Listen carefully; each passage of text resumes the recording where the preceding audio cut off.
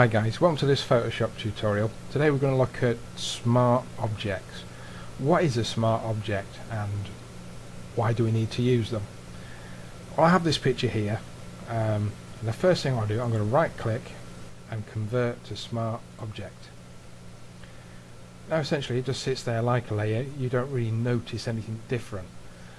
But this is the cool thing about smart objects. If I now use a filter, and just for demonstration purposes, I'm going to go to something that's quite obvious, a blur, Gaussian blur.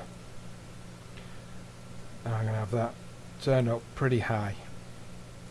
Click OK. You can see our filter is listed here.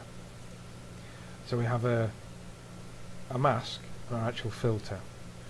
Now let's just say, for example, you had more to do to this picture.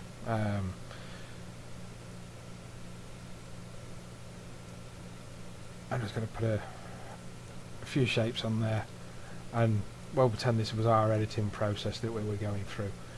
What happens when you get to this particular part of your process and you realise, you know what, I overcooked that Gaussian blur in the background, I wish I hadn't done so much. Ordinarily you would have to Control-Alt-Z and run all the way back again until you get to the point where you added the blur so you could reapply it at perhaps a lesser rate. But because we've done it as a smart object, if I double click on the Gaussian blur, we can bring back up the dialog box,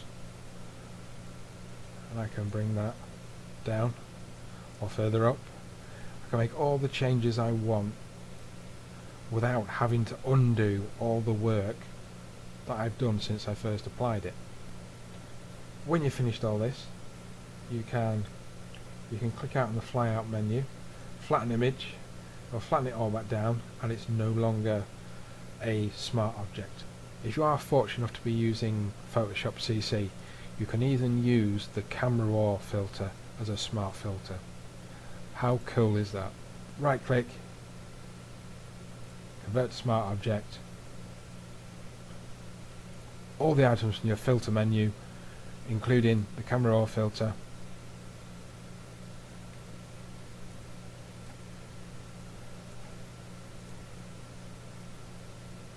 are applied as smart filters. Now because we've got a layer mask there, I can take a brush tool, make sure I'm on the layer mask, foreground colours to black, and I can take that effect away from the areas I don't want and leave it affecting the areas I do. And no matter what I do, I can come back to the image, double click camera raw, there's the settings I used, I can tweak them, change them, whatever it is I want to do, without having to go back and undo multiple steps. If you can, always work smart, smart objects, smart filters. Till the next time, bye.